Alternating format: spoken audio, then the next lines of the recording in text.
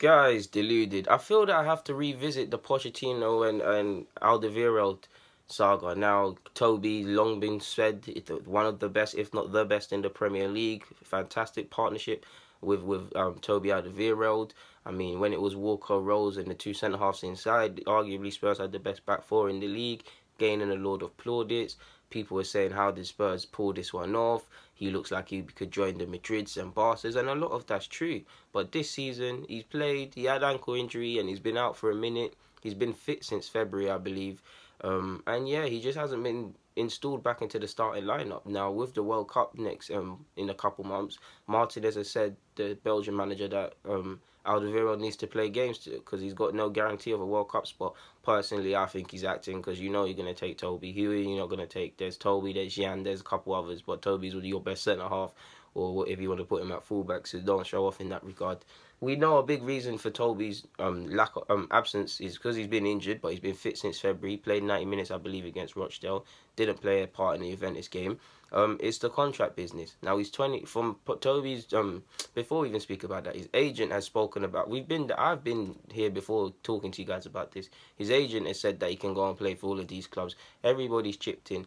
From Toby's point of view, I could understand asking for 150k a week allegedly. These are not facts. This is just what I'm seeing in the tabloids. I can see that. If I'm really one of the best, if not the best in the Premier League and one of the best in the world, and there's a case, if I just look at the Munichs, the Barca's, the Madrids, of me being able to handle myself there, then I should be given a contract like that. Added to that, I've been one of the most consistent and best performing players within the side. Added to that, I'm 29. There's only one big contract left. If you want me to commit my future, what's going to be my best year, well, not my best years, but my last few years in a peak physical condition to the club, when I could join these more lucrative clubs, even add PSG to the mix. You've got to give me something to deal with. So at 29 years of age, I can't fault him for asking for 150k a week. Now, Spurs, very unique in the wage structure. If the Spurs fans had it, they would rip that up. And, well, not rip it up because you need structure, but better it so they can attract players and retain players and give the likes of Kane and them and their P's, and so they can attract players and bring them to the next level. If Spurs have got a wage structure, they've got a wage structure. It will be broken one day, but it's clearly not going to be broken for Toby. So it looks like this lovely marriage, this hot love, is going to have a cold end, and whether it's this season or next season, he's going to be off. I'm not sure as to when his contract ends. I'm seeing 2020, I'm seeing 2019, but apparently in 2019 he has a release clause for 25 million. I don't know whose idea that was. If that was anyone at Spurs, they need to get sacked. If that's his agent, stroke of genius. Because in a day and age where transfer fees for players that are not worth it, no disrespect to anyone, not worth that fee, they don't control it, is mad. Like, not to get a Van Dijk, he's a decent centre-half, but 75 million for Van Dijk or 25 million for Toby, that price is going to alert a lot of clubs. I would love Arsenal to get involved. Clearly, it's not going to happen. I'm not going to get into that. I don't know if Spurs will deal with Chelsea, but Chelsea should be licking their lips. City should be getting involved for the sake of it. Even there's a case for United. The foreign clubs in Munich, PSG, Madrid, Barca, there's all a case for centre-halves there.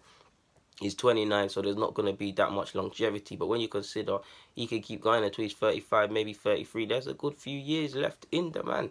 He's destined to join one of these big clubs. So, yeah, man, it's not just him and Rose, they look like Pochettino just freezing out, man, that are not on this. And I can't blame him, to be honest. If your heart's not here, he can't play you.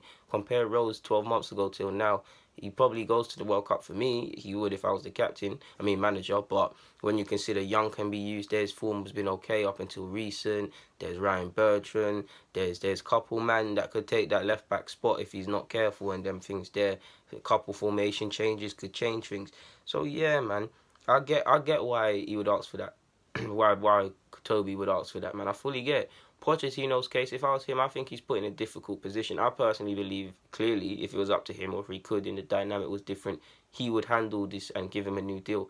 I believe he's known for a while that this is coming because, I mean, Davinson Sanchez is good, but he comes with longevity in the sense that if Toby stays great, I think Vertonghen's older than him, so if Vertonghen, his legs go past it, Davinson's there, or if they sell Toby, Davinson can step in. They've also got the young kid Forsyth, he was very good, a very good baller, to be honest with you, and he's gonna need a bit of time. So I think they personally know that. I personally think they know. It's not that they clearly know Rose and Toby are the two players probably likely to go out the door. You don't want to rule anything else. In the same way this conclusion is being drawn, another conclusion could be drawn. But yeah, man, I don't really know what else to say, to be honest, man. I mean, if I'm a Spurs fan, it's stress, to be honest, cause he's a good centre half, and that's putting it lightly. If I'm Chelsea, I'll try to get involved as well. You'd like to think with the dynamics that 25 million in 2019 could be the thing. Whether they keep Toby and he decides to sign a new deal for less is another story. But 25 million in 2019 puts you in a difficult position next year, because just for the transfer fee alone, people are going to be interested. And what do you sell him for this year? Do you bite the bullet and sell him? The fee, considering in a year's time be 25, you probably, someone bids 40.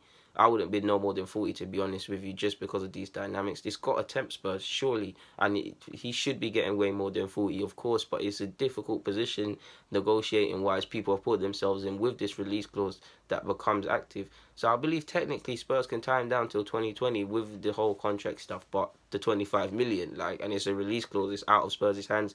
Whoever activates that, and it's down to Toby to go and play, to be honest.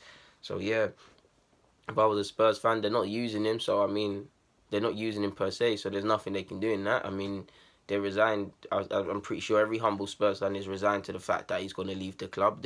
It's not for definite, but it's looking that way. There's not much more to be said, man. It's a bit of blow. I mean, considering the World Cup, his valuation probably fluctuated a bit because of injury and not featuring in the Spurs side. But everybody knows Toby's sick. If he gets into the Spurs side to the end of the season, or if he has a decent World Cup, people are going to pay attention to him even more. So, yeah, man, we'll see how that one develops. Guys, DG, get in the comments, do the rest. I'm signing out, man.